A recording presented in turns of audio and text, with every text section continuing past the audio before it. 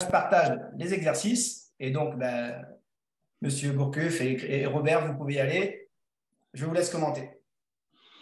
Alors, je lance le truc si tu veux, Robert. Hein, Vas-y, lance, Donc, lance. là, on a donc une situation 10 contre 10, hein, donc deux équipes qui sont dans une organisation 4-4-2, mais enfin, on peut l'adapter l'exercice différemment. En fait, le travail consiste au travail de la zone presse par le bloc de 8. Donc, à la perte de balle, en fait, ne peuvent récupérer le ballon que les 4 défenseurs et les 4 milieux de terrain dans la moitié défensive. C'est-à-dire, on impose un replacement de ce bloc de 8 à la ligne médiane. Et après, donc, ils défendent sur l'autre équipe. Les deux attaquants donc, ne participent pas à la récupération du ballon. Mais ils ont en charge, dans la phase défensive, justement de se libérer pour être disponible à la récupération. Donc là, on travaille cette zone presse, les travails de couverture, on travaille de la récupération par le bloc de 8. Le fait de fixer une zone de replacement, ça permet de maintenir une structure, la structure des deux lignes de 4, bien stable. C'est-à-dire que si on le fait pas, si on fixe pas de zone, ça reste très, très flou. Tandis que là, en termes de rigueur, ça permet d'avoir ce bloc de 8 bien en place. Pour l'autre équipe, dans la phase offensive, comme il n'y a pas de pressing à la perte, ça favorise aussi la première relance. Donc, il faut profiter de ce moment-là pour justement ne pas permettre le replacement de l'adversaire dans sa moitié de terrain. Donc, la première relance, elle est essentielle pour essayer d'accélérer et de progresser avant que ce bloc de 8 se soit mis en place. Donc, c'est sous forme de jeu, mais on retrouve ces aspects-là. Alors, évidemment, ça veut dire que si on veut travailler le pressing à la perte, c'est pas ce type d'exercice qu'il faut le faire. Là, on travaille la zone presse, le replacement et le replacement par le bloc de 8. Coach, il y avait des distances latéralement et verticalement entre les joueurs? Donc ça c'était défini. Donc c'est 10 mètres entre les joueurs, 10 mètres entre les deux lignes. Voilà, donc c'était. Et ce replacement, il se fait assez naturellement, assez facilement, en tout cas parce que justement on a la ligne médiane et qu'au-delà on ne peut pas les presser. Mais ce jeu qui est relativement simple, j'avais aussi sur la fin du mal un peu à le faire parce qu'il y avait des joueurs qui n'étaient pas capables de respecter la consigne, c'est-à-dire qui sortaient de la zone défensive pour aller presser. Quoi. Et on peut même remarquer là sur l'équipe qui doit récupérer le ballon chez les Blancs, si tu vois les deux attaquants ont le petit déplacement qu'il faut pour se mettre entre l'un d'entre eux entre les centraux et l'un entre les centraux et le latéral.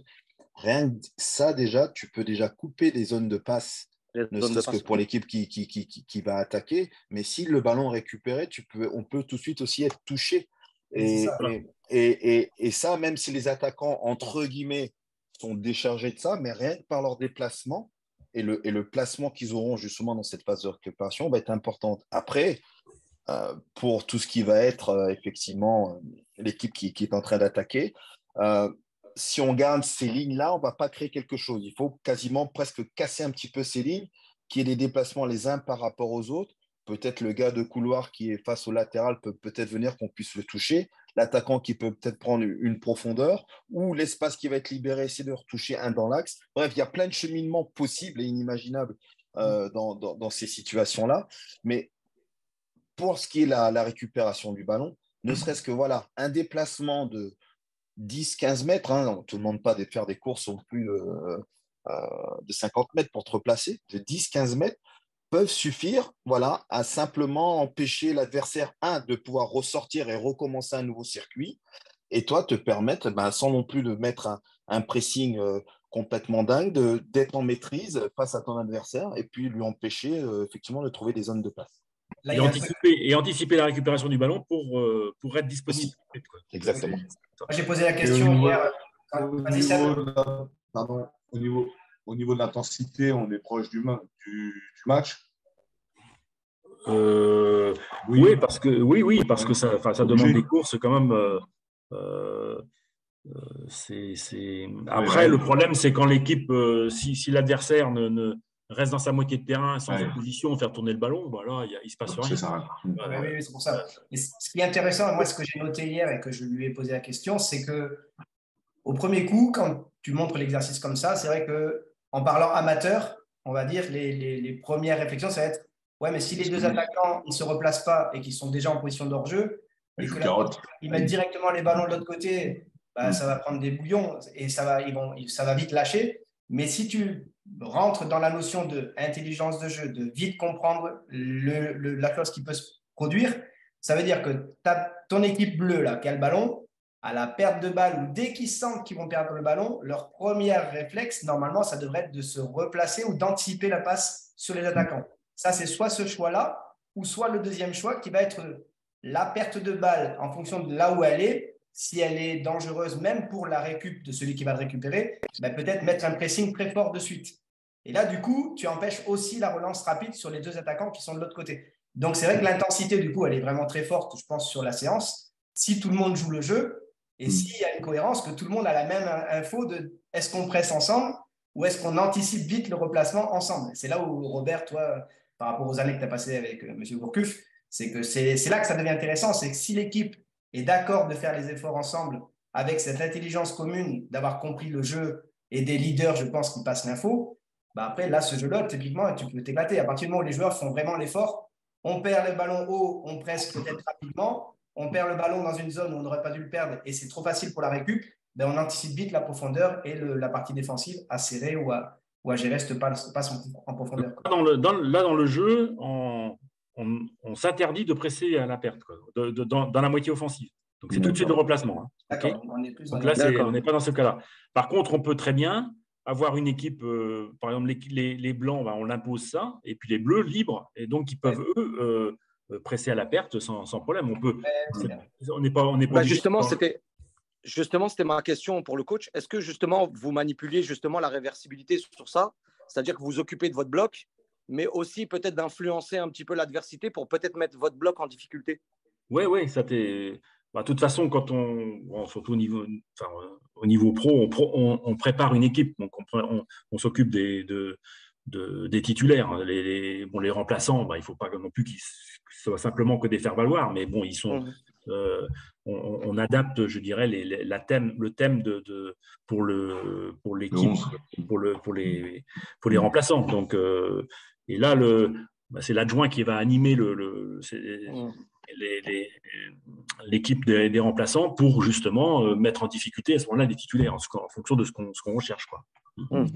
Pareil, ce que a dit M. Gourcuff hier, avant-hier, quand on a échangé, c'est vrai que je trouvais ça intéressant. Et quand tu es coach de cet effectif-là et que tu es dans l'esprit, si tu es proche de ton match, bien sûr, tu es plutôt à manipuler un peu plus les joueurs titulaires ou l'équipe que tu veux qui arrive à faire les déplacements que tu recherches. C'est vrai que de mettre un adjoint à gérer vraiment l'équipe adverse, on va dire, comme une équipe réellement adverse, avec un entraîneur qui les booste, qui les motive, mais toujours avec les mêmes consignes ou les mêmes réflexions de base pour l'ensemble de l'effectif, du coup, tu te retrouves vraiment dans une opposition où même les remplaçants ont un entraîneur qui va les pousser à ne pas accepter des choses ou à faire des choses. Ça devient intéressant d'avoir une vraie et réelle opposition. Cette séance-là, c'est le mercredi? Oui, plutôt le mercredi, oui. Donc le mercredi, à peu près, les joueurs savent pour le week-end. Ah ben le mardi, déjà, il y avait… Robert, il savait tout, il jouait tout le temps, donc il n'y avait pas de problème. Oui, voilà. Putain, Pépite, si tu fais ça le mardi, t'es mort. Hein, non, mais déjà, tu as une bonne partie de ton équipe qui est… Tu peux gérer très bien en mettant une partie la défense. Quand on prépare une équipe, on est… tactiquement, on est obligé de le faire. Le travail, c'est la base du travail. Donc, on le fait. Mais moi, sur les dernières années, on m'a beaucoup reproché ça. C'est-à-dire, c'est le principal reproche qu'on m'a fait. C'était parce que il n'y avait pas d'incertitude et que donc l'équipe savait très, très tôt qu'ils allaient jouer. Mais en même temps, vous n'étiez pas encore une fois, sur l'objectif à long terme, vous étiez sur l'objectif à court terme. Donc, quelque part, c'est en même temps normal qu'on focalise un peu plus peut-être sur les joueurs. Non, mais après, c'est une question de philosophie de travail, c'est tout. Après, c'est pas. Moi, j'aurais jamais accepté pour maintenir une incertitude, maintenir un flou jusqu'à la causerie d'avant-match. Ça, c'était pas après, pas ma conception du travail. Non, mais Christian, tu as 1000 fois raison. Mais après, les joueurs aussi, et certains de nos dirigeants aussi, veulent se donner une importance. Franchement, on sait à peu près qu'est-ce qui va jouer, qui ne va pas jouer. On sait à peu près quel est le 11, entre guillemets, type. On sait comment on travaille. Tu peux profiter d'une méforme. Tu peux profiter effectivement d'un passage à 2-3 choix certains joueurs. Voilà. Et peut-être des fois, effectivement, Christian pouvait avoir certains doutes des fois sur la séance, comment elle s'était passée sur la semaine. Mais son idée directrice, il l'avait déjà. Et il faut pas se leurrer. Voilà, aujourd'hui, on essaye de, parce que c'est à la mode, voilà, de dire, on va faire ci, on va mettre la certitude, on va échanger des chasubles pour mettre un peu. C'est bon, ça va. Non. On le savait très bien comment ça se passait. Voilà, c'est ça. 2-3 jours près, tu savais. Tu avais toujours l'incertitude de la blessure de la semaine, peut-être une grosse méforme. On sait pas, hein, des fois, ça peut arriver aussi, hein, un moment où tu passes complètement à côté de ta séance ou de ta semaine, qui peut-être semer le doute dans le coach. Et encore, le coach est, à un moment donné, c'est là où, malheureusement, ça prend le pas sur le travail du coach, et qu'aujourd'hui, le coach, malheureusement, tactiquement, il fait quoi aujourd'hui comme travail? Aujourd'hui, il est devenu plus psychologue pour gérer les états d'âme des uns et des autres. On a l'impression que Christian est un extraterrestre. Non, il n'est pas un extraterrestre, il est simplement un coach de foot. Il n'est pas psychologue. Et aujourd'hui, toute ma génération comme celle de Seb, d'Imed ou de la mienne aujourd'hui, Bruno, lui, il a connu d'autres choses et il l'a vécu autrement. Mais attends, aujourd'hui, tu es obligé de savoir s'il a bien mangé ses pâtes ou si il a bien fait dodo, si maman ne l'a pas disputé à la maison. Voilà, c'est aujourd'hui, t'en es là, et que ton travail tactique aujourd'hui que tu veux mettre en place, aujourd'hui, prend le pas sur le travail psychologique. Et ce qui fait qu'aujourd'hui, on reproche peut-être à Christian ce travail-là, mais c'est lui qui est dans le vrai. Et c'est pour ça que je te dis aujourd'hui, petit à petit, les joueurs prennent le pas et prennent le pouvoir au fur et à mesure. D'où l'importance du regard du coach et de son staff. Parce qu'aujourd'hui, si tu fais qu'avec les critères d'aujourd'hui, tu as des joueurs qui, à l'époque, sortaient la veille du match, pouvaient boire, tout ça. Et au final, sur le terrain, ils étaient irréprochables. Ils faisaient ce qu'il y avait à faire. Donc, aujourd'hui, si tu leur donnais des fois les outils qui existent pour savoir si le mec, il est sérieux, il dort bien, il mange bien, tout ça, il ne jouerait même plus au foot. Donc, un effectif, M. Gourcuff, c'est combien? Il avait 20 joueurs, 22 joueurs? Déjà, sur le plan pratique, il faut 2 équipes. 22. Donc, c'est 20 joueurs de champ et plus les gardiens. Et comme il y a toujours 2-3 blessés, c'est 23 joueurs. Et puis, parce qu'après, il y a un problème aussi, c'est quand on fait des situations 10-10, on ne va pas faire des matchs, des oppositions à 12 contre 12. Enfin, c'est ça. À un moment donné, ça n'a pas de sens.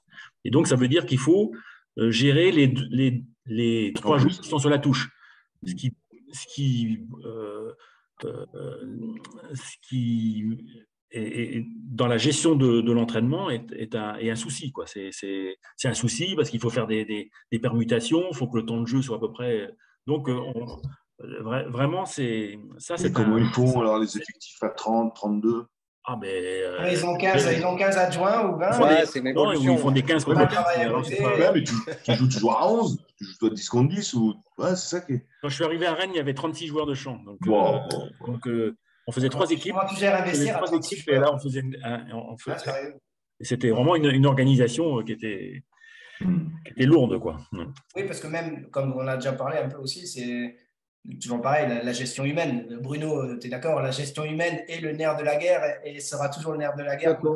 Bah là, regarde, le joueur, il y a deux catégories. Il y a celui qui joue, celui qui ne joue pas. Donc après, il y a la troisième catégorie, et Christian vient d'évoquer. Il y a le joueur qui ne joue même pas d'entraînement parce qu'on est trop. Là, c'est tout ton manuel de psychologue et puis tu vas lui expliquer.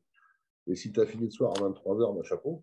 Non, mais c'est horrible. C'est horrible. Donc, moi, pareil, j'ai connu des effectifs un peu plus nombreux, d'autres un peu moins. Franchement, je préférais quand tu avais 20 joueurs de champ, les gardiens, et puis tu as 3-4 blessés, tu prends les gamins et tout va bien. Voilà, tu prends les Super jeunes. content, et pour faire une séance, tu as les remplaçants, des remplaçants en entraînement. J'avais presque honte de leur expliquer. C'est compliqué. Donc après, tu es dans les temps de jeu, tout ça, mais de toute façon, tu ne le contentes pas. Et ils avaient raison sur ce côté-là. Donc, c'était à eux de s'organiser si possible autrement. L'évolution vers des effectifs beaucoup plus importants, elle intervient par rapport aux instances qui ont permis au club d'avoir 30 contrats pro par effectif. Oui, et ça a touché, et ça a touché le monde amateur. Au jour d'aujourd'hui, vous vous rendez compte que jusqu'à maintenant en senior, ben, même quand vous êtes en N3, ben, vous avez des joueurs qui signent en Ligue 1. Moi, j'en ai un là d'ailleurs. Et du coup, bah, chaque année, bah, il y a de plus en plus de joueurs qui signent et puis nous, on prend en dessous. Et du coup, bah, on les récupère, comme tu disais tout à l'heure, Pépite, on récupère des garçons après 2-3 années de formation ou de club pro, bah, on les récupère à la petite cuillère. Donc, c'est compliqué. Donc, aujourd'hui, c'est normal qu'on ait des effectifs très riches. J'avais vu à Nantes, à une période, il y avait 40 contrats professionnels. C'est énorme. La gestion, oui. Non, mais c'est énorme. Et puis, malheureusement, cette situation-là a été amplifiée par le trading en plus. Oui, c'est-à-dire que, voilà, au niveau des pros aujourd'hui, tu ne formes même plus un joueur pour qu'il puisse jouer dans ton équipe ou dans ton propre club. Tu le formes pour pouvoir le vendre et faire du fric dessus. Donc, ce qui fait qu'à un moment donné, même tes jeunes talentueux que tu voudrais peut-être faire jouer, bah, tes dirigeants t'empêchent même quasiment, de pouvoir t'en servir. Et 2, tu te retrouves avec effectivement des garçons qui viennent à bouder des fois parce qu'ils ne jouent pas. Ou alors, quand ça joue, il ne va pas se blesser parce qu'il y a un transfert qui est derrière ou quoi que ce soit. Puis quand les résultats ne vont pas, qu'il saute le premier. Et ben voilà. Bon, allez, on passe à autre chose. Donc là, deuxième exercice. Alors, Christian, je sais qu'on devait aller jusqu'à 19h30. Donc, tu nous dis quand pour toi, c'est fini. Là, c'est le travail de la ligne défensive, dans un travail de zone. Donc, le travail la sortie sur le porteur et la couverture. Donc, on a donc une situation, on a les 4 défenseurs donc en noir face à un bloc de 6 avec donc deux excentrés, deux attaquants et deux milieux axiaux qui eux resteront en soutien. Donc, une situation 4 contre 4 en fait. Et donc, on travaille les automatismes. Enfin, dans l'objectif de l'exercice, c'est le travail des automatismes, cadrage, sortie sur le porteur et couverture. Donc, les 3 couvrent. Donc, et à la récupération, donc des objectifs de relance. Alors, ça peut être des petits buts, ça peut être aussi des joueurs qui se baladent. Voilà, c'est une situation assez classique. Ce qu'on peut faire, ce que je faisais toujours, c'était de précéder justement cet exercice par un travail très didactique sur les 4 défenseurs, avec donc où là il y avait pas d'opposition. C'est pas une opposition raisonnée, c'est-à-dire en fait le milieu donnait à un des 4 simplement le ballon, et donc on travaillait simplement la sortie et les couvertures sans qu'il y ait jeu. Et puis après, on bascule vers la situation jouée donc sur les bases des principes de zone pour la ligne défensive. On est d'accord que le gardien était intervenant lui aussi dans la partie défensive. Bien sûr. Oui. On est d'accord qu'au niveau distance, moi je l'ai mis sur un demi-terrain, mais peut-être que ça peut se faire sur moins qu'un demi-terrain pour les défenseurs. Non, il faut quand même avoir un peu d'espace. Je pense que c'est la bonne. C'est les bonnes distances. Alors après, c'est pareil. Ici, on peut aussi travailler. Là, je me fixe sur le travail de la ligne défensive, mais pour les pour le bloc de 6, on peut aussi travailler l'animation offensive, quoi. C'est-à-dire, alors par contre, pour le coach, là, en l'occurrence, c'est difficile de commander les deux en même temps, quoi. Donc, c'est que l'adjoint, il est nécessaire pour guider, par exemple, les offensifs, alors que le coach corrige le comportement des défenseurs, quoi. Coach, juste sur cette situation, au fur et à mesure, vous ajoutez votre deuxième ligne. Alors, on peut le faire aussi, évidemment, oui. En rajoutant le milieu de terrain. Mais alors, à ce moment-là, on se retrouve presque dans une situation, la situation précédente, quoi, hein, où on fait le travail du bloc de 8, quoi. Mais rien n'empêche, bien sûr, on travaillait par la ligne de 4, le bloc de 8, et puis après, même le bloc de 10. Bert se souvient de ces situations de zone presse. Je m'en souviens au fur et à mesure. Non, mais au fur et à mesure, tu rajoutais, c'est vrai que tu rajoutais pour qu'on finisse effectivement un travail à 10 contre 10. Et ce qui était assez bluffant, c'est que tout de suite, chacun savait ce qu'il avait à faire. C'est ça qui est extrêmement important. C'est-à-dire que quand un joueur sortait, par exemple, là, si on prend la ligne de 4, et pour remettre la ligne de 4 de l'époque, ça peut être Gilles Kiruel qui sortait, David Dicano qui rentrait un tout petit peu plus de l'autre côté. C'était soit Arnaud Leland ou Eben Djoukbaté, puis Jean-Louis Montero qui rentrait. On savait que de l'autre côté, un Pierrick Lebert ou un Robert Même était capable de venir couvrir le latéral si jamais il fallait le faire. Et c'était quand il y en a un qui sortait, il sortait jusqu'au bout. Il ne sortait pas juste pour dire « Ah, j'ai fait le travail de sortir. » Non, il sortait jusqu'au bout. Mais par contre, autour, ce qui est important, c'est tout ce qui va se passer autour.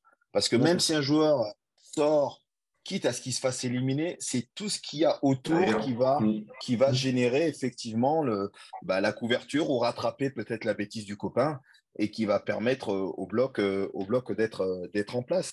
Mais ce n'est pas simplement être passif de dire j'ai fait le déplacement pour dire d'avoir fait le déplacement. Non.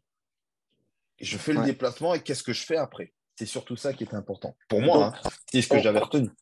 Je pose la question au coach. Robert en parlait à l'instant. Donc, quand il y a un central qui sort comme ça, donc on est bien d'accord que c'est le latéral qui referme à l'intérieur et ça fait une ligne de 3 en fait.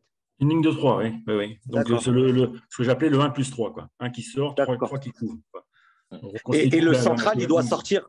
Le central, il doit sortir. Là, on le voit, mais est-ce qu'il y a une distance à partir du moment où il peut sortir effectivement, ou est-ce qu'on peut imaginer que sur une zone un peu plus haute, vous préférez que ça soit par de la communication, géré par de la communication, c'est un milieu de terrain qui prend? En principe, donc, les distances entre les deux lignes étaient de 10 mètres à peu près. Donc, ça veut dire que la sortie sur le porteur ne peut pas excéder 10 mètres. Quoi, parce que Et donc, si le joueur qui reçoit le ballon est au-delà des 10 mètres, et donc s'il est en retard dans le cadrage, il n'a pas à sortir. Donc, il doit faire ce choix et il doit rester à ce moment-là dans la ligne de 4. Et après, tu reviendrais à placer… Cette notion de distance par rapport à l'adversaire qui est importante, quoi. D'accord. Si tu maintiens les distances de 10 mètres, comme il dit, c'est vrai que du coup, toi, comme tu dis, 10 mètres, c'est qu'à 2, 3, 4 mètres, le joueur il peut sortir dessus s'il est dans l'instant de la passe, du mouvement. Mais s'il ne sort pas, bien sûr, il va communiquer à ses milieux de gérer le truc. Après, tu as l'espace, il reste bien de 10 mètres. C'est vrai que ça ne fait pas beaucoup d'espace pour gérer. Donc, intéressant. Moi, j'ai une question. Alors, après, je ne sais pas si vous avez encore un peu de temps, mais sur le côté qu'on vient de dire tout à l'heure, au niveau… Nous, on se retrouve aujourd'hui dans les niveaux amateurs, et je pense qu'en pro, il y en a aussi, puisqu'on en voit pas mal, avec des manques de culture, manque de technique, mais vraiment des techniques de base. Je trouve qu'on est très, très loin des joueurs techniques. Après la tactique, oui, il y a des grosses lacunes, mais je trouve que la technique de base, il y a vraiment pour moi de très grosses lacunes. Et là où ça devient inquiétant, c'est qu'on récupère même des joueurs qui arrivent des clubs pro et qui ont aussi ces grosses lacunes techniques. Alors, ils ont de la vitesse, ils ont des trucs comme ça, mais c'est pas bon, quoi. Il y a vraiment… Alors, est-ce qu'aujourd'hui, la formation, vous seriez-vous favorable à mettre des entraîneurs de bonne qualité sur des éducateurs, sur des équipes de jeunes pour former ces gamins, pour qu'on les ait à maturité à 14, 15, 16, 17 ans, où on a pu un travail technique et voire tactique à leur apprendre. Après, ils ont déjà de l'intelligence de jeu, mais tout ça, est-ce qu'aujourd'hui, votre philosophie, parce qu'à Lorient et autres, vous êtes resté longtemps et vous avez structuré le club d'une manière où il y a la formation qui suit et les joueurs, ils arrivent avec un cursus. Aujourd'hui, on a plein de lacunes là-dedans. Alors, voilà. Comment vous feriez, vous, aujourd'hui? Je pense que le Je vais problème. juste, Pardon, je vais juste compléter. Tu le vois par rapport aux réserves qui sont Oui, en oui, CFA2. exactement. Voilà. Mais les réserves, C'est plus comme avant. Avant, il y avait à la T3, il y avait beaucoup de clubs, des réserves pro, encore en CFA. Mais là, il y a beaucoup de clubs qui sont en CFA2. Beaucoup de réserves pro. C'est fou quand même. Oui, pour revenir au problème de la formation, je pense qu'il y a la hiérarchie des éducateurs. Elle se fait malheureusement par les catégories, c'est-à-dire je dirais le moins compétent, c'est les débutants, et puis on monte dans la hiérarchie, et l'éducateur a comme ambition justement de progresser au fil des catégories pour arriver en senior, quoi. Donc, et ce qui fait qu'on se retrouve quasiment, alors c'est pas vrai à 100% évidemment, mais on se retrouve avec un niveau de compétence qui est moindre dans des catégories qui sont essentielles, quoi, dans la formation. Mais bon, ça c'est aussi un problème déjà économique, parce que bon, l'entraîneur des moins je pense des U12, il est moins rémunéré que celui d'un senior. Donc, voilà. Et après, sur l'ambition aussi de l'éducateur, il commence par en bas. C'est pas forcément une vocation, mais il démarre sa carrière, quoi. Donc, là, vous parlez d'économique, mais si on réfléchit pour l'avenir du milieu pro, parce qu'au final, on forme l'amateur, forme toujours les pros. Aujourd'hui, de ce qu'on voit, moi, je pense que Seb, Imed vont être dans le même sens, et Bruno. Aujourd'hui, de ce qu'on voit, je trouve qu'on a de plus en plus de pertes de gamins de qualité qui arrêtent de jouer au foot à cause de ce genre d'éducateur qui n'apporte plus une plus-value. Le gamin ne prend plus de plaisir, n'apprend pas grand-chose, et on perd des joueurs qui ont de la qualité réelle et qui, pour moi, peut-être seraient même meilleurs que d'autres qui arrivent à continuer. Et je trouve que c'est là où c'est dommage, c'est que l'investissement que vous dites, financier, il serait plus porteur d'être investi sur des éducateurs. Peut-être qu'il y a une égalité à faire au final. Peut-être que tout le monde est à 500 euros, tout le monde est à 500 euros. Ça, c'est une question de valorisation de l'éducateur, oui. Valorisation à tout point de vue, sur le plan économique, sur le plan de la reconnaissance déjà aussi, parce que c'est la reconnaissance du travail. Et la reconnaissance du travail, il n'est pas forcément à tous les niveaux, mais dans la formation non plus. On voit bien qu'il y a beaucoup de championnats, c'est-à-dire qu'un éducateur va être valorisé par les résultats de son équipe plus que par la formation des joueurs. Donc, c'est déjà quelque chose qui n'est pas normal. Regarde, Pépite, tu regardes les réformes qui sont mises en place. Oui, là, t'es coincé. Ça va faire mal. C'est là où après il faut qu'il y ait. Moi, j'ai retenu des choses, ce que on a écrit sur vous, tout comme ça. C'est vrai que moi, je m'y retrouve aussi. C'est le jeu, produire du jeu. Ça, pour moi, c'est essentiel. Il faut le faire. 2, et je pense que Robert va être d'accord, il l'a dit tout à l'heure, plaisir. Donc, jeu, plaisir. Donc, rigueur, amener une rigueur dans ce jeu et que les joueurs prennent plaisir malgré la rigueur. Donc, tout ça, doit être obligatoirement la base pour moi de toute la formation. Et après, ça amènera quoi? Du progrès, s'il y a ces critères-là, et des résultats. Alors, je ne parle pas de résultats obligatoirement, de résultats au score. Je parle de résultats parce que des joueurs seront formés, ils apporteront une plus-value par la suite. Et c'est ton président, il va te dire quoi, Pépite? Je sais, mais bon, moi, quand je vois tout ce que je vois, ça me fait. Ton président, il va te dire quoi?